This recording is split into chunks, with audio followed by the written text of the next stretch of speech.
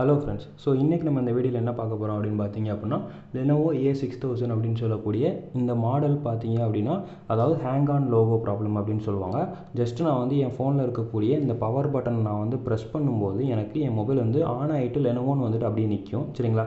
So அந்த complaint தான். So இதை எப்படி சரி பண்ணலாம்னா நம்ம இந்த மொபைலுக்கு வந்து ஃபேக்ட்ரி ரீசெட்டு ஸோ இந்த மாதிரி எந்த ஒரு ஹார்ட் ரீசெட்டோ சாஃப்ட் ரீசெட்டோ எந்த ஒரு ஆப்ஷனுமே நம்மளால் வந்து பண்ண முடியல அப்படின்ற ஒரு டைமில் நம்ம வந்து ஃப்ளாஷிங் அப்படின்ற ஒரு ஆப்ஷனுக்கு நம்ம வந்து போவோம். ஸோ அப்போ அந்த ஃப்ளாஷிங் ப்ராசஸ் அப்படின்றது வந்து எப்படி பண்ணுறது அப்படின்றத நம்ம இந்த வீடியோவில் வந்து பார்க்க போகிறோம்.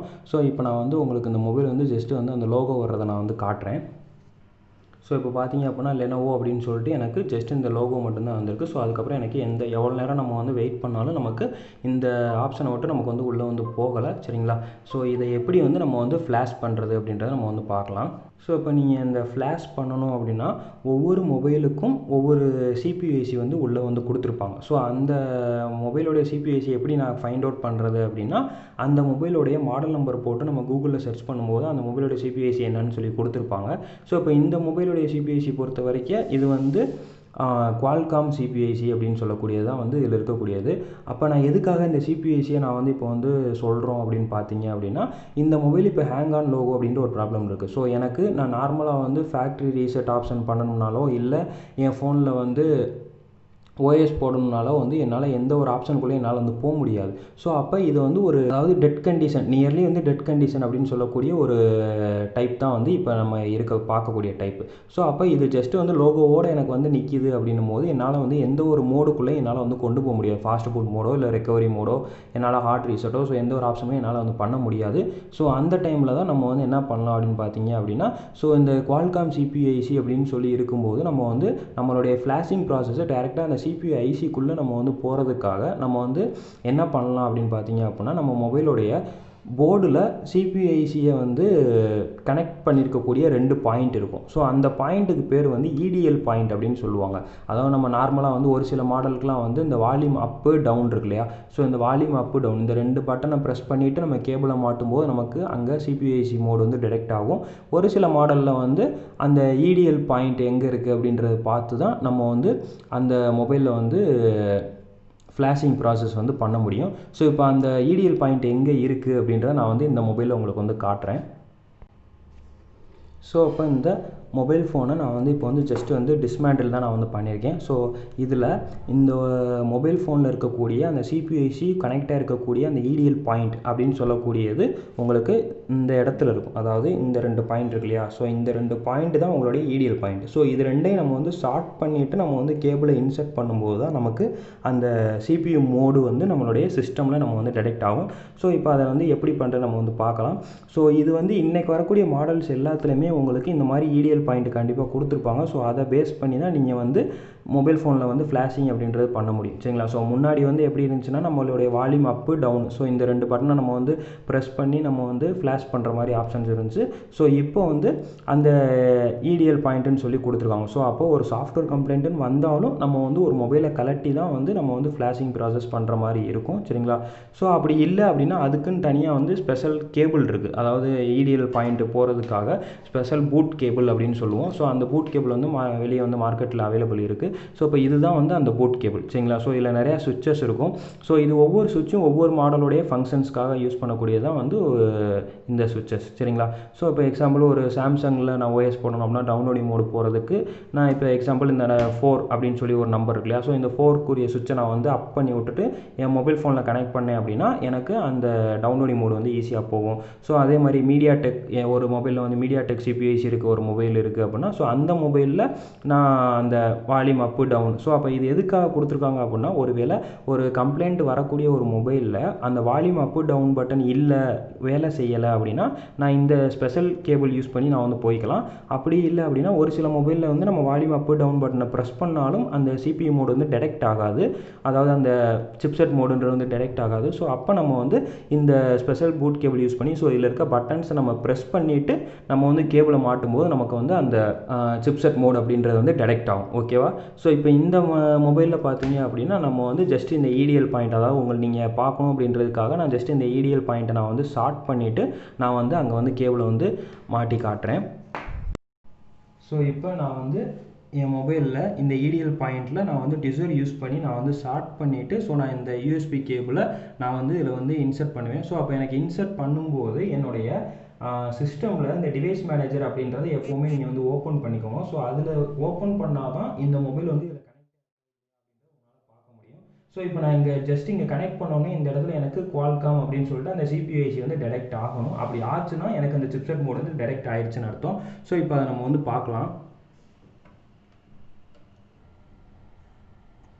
ஸோ இப்போ எனக்கு அந்த குவால்காம் அப்படின்னு சொல்லிட்டு அந்த USB போர்ட் வந்து எனக்கு வந்து டெரெக்ட் ஆயிடுச்சு. சரிங்களா? ஸோ இப்போ நான் வந்து அடுத்து என்ன பண்ணலாம் அப்படின்னா, நான் டவுன்லோட் பண்ணி வச்சுருக்கேன் அந்த Lenovo A6000க்கான OSஐ நான் வந்து இந்த சாஃப்ட்வேரில் நான் வந்து அப்லோட் பண்ண போகிறேன். ஸோ இப்போ இந்த சாஃப்ட்வேர் என்ன அப்படின்னு பார்த்தீங்க அப்படின்னா, ஸோ UMT அப்படின்னு சொல்லக்கூடிய ஒரு பாக்ஸோடைய சாஃப்ட்வேர் தான். அந்த UMT பாக்ஸில் நிறையா சாஃப்ட்வேர்ஸ் வந்து இருக்குது. ஸோ அதில் வந்து நான் வந்து உங்களுக்கு ஒரு டூல் தான் வந்து ஓப்பன் பண்ணிக்கேன். ஸோ எதுக்காக அப்படின்னா, இது வந்து ஒரு குவால்காம் CPU IC பேஸ் பண்ண ஒரு ஃபோன் தான் வந்து நம்ம கனெக்ட் பண்ணியிருக்கோம். ஸோ அதுக்கான சாஃப்ட்வேர் தான் வந்து இந்த சாஃப்ட்வேர். சரிங்களா? So ultimate multi tool QC fire அப்படின்னு சொல்லக்கூடியதான் வந்து அது. ஸோ அதில் இந்த ஃப்ளாஷர் அப்படின்ற ஆப்ஷனில் யூஸ் பண்ணி தான் நம்ம இப்போ வந்து ஃப்ளாஷிங் வந்து பண்ண போகிறோம். ஓகேவா? ஸோ இப்போ அதுக்கு பார்த்தீங்க அப்படின்னா, உங்களுடைய டவுன்லோட் பண்ணி வச்சுருக்க அந்த ஓஎஸோடைய லொக்கேஷனை வந்து நீங்கள் ஃபஸ்ட்டு வந்து செலக்ட் பண்ணிக்கோங்க. ஸோ நான் வந்து பார்த்தீங்க அப்படின்னா என்னுடைய சிஸ்டமில் டவுன்லோட்ஸ் அப்படின்றதில் நான் வந்து வச்சுருக்கேன். இந்த இருக்கு இல்லையா? ஸோ இதுதான் வந்து என்னுடைய Lenovo A6000க்குரிய ஃப்ளாஷ் ஃபைலு. சரிங்களா? ஸோ இதில் தான் வந்து என்னுடைய OS ஃபைல் வந்து இது எல்லாமே வந்து என்னுடைய OS ஃபைல் தான். ஸோ இந்த ஃபைலை தான் நான் வந்து என்ன பண்ண போகிறேன் அப்படின்னா, இந்த சாஃப்ட்வேருக்குள்ளே நான் வந்து லோட் பண்ண போகிறேன். ஸோ அதுக்கு இந்த இடத்துல ப்ரோக்ராம் பேட்ச் அப்படின்னு 2 இருக்கு இல்லையா? ஸோ இது ரெண்டையும் வந்து கிளிக் பண்ணிக்கோங்க. ஸோ இதை அப்போ தான் வந்து உங்களுக்கு எனேபிள் பண்ணக்கூடிய ஆப்ஷன்ஸ் வந்து வரும். ஸோ அதுக்கப்புறம் நீங்கள் இதை ஓப்பன் பண்ணீங்க அப்படின்னா,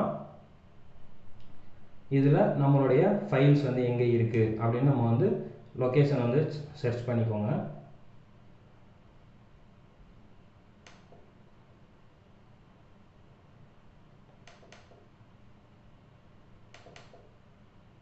ஸோ இந்த இடத்துல ரா ப்ரோக்ராம் இருக்குது. ஸோ இப்போ நான் வந்து ஓப்பன் பண்ணியாச்சு. சரிங்களா? ஸோ உங்களுக்கு இன்னொருக்கா கூட காட்டுறேன்.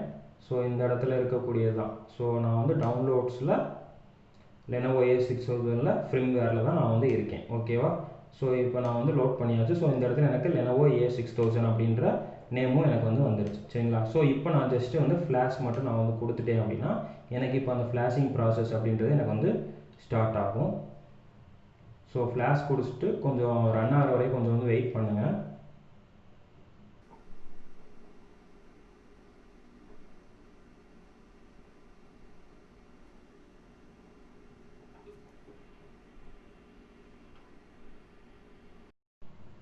ஸோ இப்போ எனக்கு அந்த ஃப்ளாஷிங் ப்ராசஸ் அப்படின்றது வந்து ஒவ்வொரு ஃபைலாக நம்ம இங்கே போட்டிருக்க ஒவ்வொரு இண்டிவிஜுவல் ஃபைலும் நமக்கு இங்கே வந்து ரன் ஆகிட்டுருக்கு. ஸோ இதில் எல்லாமே வந்து இப்போ நமக்கு வந்து டன்னு தான் வந்திருக்கு. ஒருவேளை நீங்கள் பண்ணும்போது உங்களுக்கு ஏதோ ஒரு இடத்துல ஃபெயில் வந்துச்சுன்னா அந்த OS வந்து கரெக்டான OS இல்லை அந்த OS வந்து கரப்ட் ஆகிருக்கலாம். சரிங்களா? ஸோ அதுதான் வந்து அதில் இருக்கக்கூடிய அந்த ஃபால்ட்டு. சரிங்களா? ஸோ இப்போ நமக்கு ஒவ்வொரு ஃபைலும் வந்து ஃப்ளாஷிங் ஆகிட்டே வருது. ஸோ அது வரையும் கொஞ்சம் நம்ம வெயிட் பண்ணி தான் இருக்கணும். ஸோ ரன் ஆகிட்டு இருக்கும்போது நீங்கள் அந்த USB கேபிளை நீங்கள் வந்து ரிமூவ் பண்ணிடுறாங்க, இல்லைன்னா லைட்டாக நீங்கள் சேவ் பண்ணிங்கன்னா கூட உங்களுடைய மொபைல் வந்து டெட் ஆகிறதுக்கான சான்சஸ் இருக்குது. சரிங்களா? ஸோ இங்கே இந்த குவால்காம் அப்படின்றது எடுத்தால் மட்டும்தான் உங்களுக்கு இங்கே இந்த ஃப்ளாஷிங் ப்ராசஸ் வந்து ரன் ஆகும். ஓகேவா? ஸோ இப்போ நம்ம மொபைலில் இருக்க நம்ம போட்ட அந்த Lenovo A6000க்கான OS வந்து நமக்கு வந்து ஃபுல்லாக வந்து ரன் ஆகி ஃபினிஷ்டு அப்படின்னு சொல்லி வந்துருச்சு. சரிங்களா? ஸோ இதுக்கப்புறம் நீங்கள் உங்கள் மொபைலை எடுத்து நீங்கள் வந்து ஆன் பண்ணீங்க அப்படின்னா உங்களுக்கு உங்கள் மொபைல் வந்து ஆன் ஆகும். சரிங்களா? ஸோ இப்போ நம்ம வந்து என்ன பண்ணலான்னு பார்த்தீங்க அப்படின்னா, ஸோ இந்த மொபைலில் ஜஸ்ட்டு வந்து மொபைலை வந்து எடுத்துகிட்டு ஸோ அந்த USB கேபிளை நம்ம வந்து ரிமூவ் பண்ணிக்கலாம். ஸோ ரிமூவ் பண்ணிவிட்டு உங்கள் மொபைலில் இருக்கக்கூடிய இந்த பேட்டரியை வந்து நீங்கள் வந்து இன்சர்ட் பண்ணிடுங்க. சரிங்களா? ஸோ ஆல்ரெடி சார்ஜ் கம்மியாக தான் இருந்துச்சு. ஸோ அதனால் நான் வந்து இன்சர்ட் பண்ணியிருக்கேன். ஸோ இப்போ நான் வந்து ஜஸ்ட்டு வந்து நான் சார்ஜிங் கேபிள் நான் வந்து கனெக்ட் பண்ணியாச்சு. சரிங்களா? ஸோ இப்போ பார்த்தீங்க அப்படின்னா நமக்கு மொபைல் வந்து ஆன் ஆயிடுச்சு. சரிங்களா? ஸோ இதுதான் வந்து ஒரு Lenovo A6000 அப்படின்ற ஒரு மாடல் வந்து ஹேங் ஆன் லோகோ வந்துச்சு அப்படின்னா நீங்கள் வந்து எப்படி வந்து ஃப்ளாஷ் பண்ணுறது, அதாவது UMT பாக்ஸ் மூலியமாக தான் இப்போ நம்ம வந்து ஃப்ளாஷ் பண்ணோம். ஓகேவா? ஸோ இது ஃபஸ்ட் டைம் பூட்டப்பிங் ப்ராசஸ்னால கொஞ்சம் உங்களுக்கு டைம் ஆகும். சரிங்களா? ஸோ அது வரையும் கொஞ்சம் வந்து வெயிட் பண்ணிவிட்டு நீங்கள் வந்து நெக்ஸ்ட்டு ப்ராசஸ் நீங்கள் வந்து உள்ளே போகிறது வந்து நீங்கள் வந்து பண்ணிக்கலாம். ஓகேவா? ஸோ உங்களுக்கு வீடியோ பிடிச்சிருந்தால் லைக் பண்ணுங்கள், ஷேர் பண்ணுங்கள், சப்ஸ்கிரைப் பண்ணுங்கள். ஓகேவா? Thank you friends.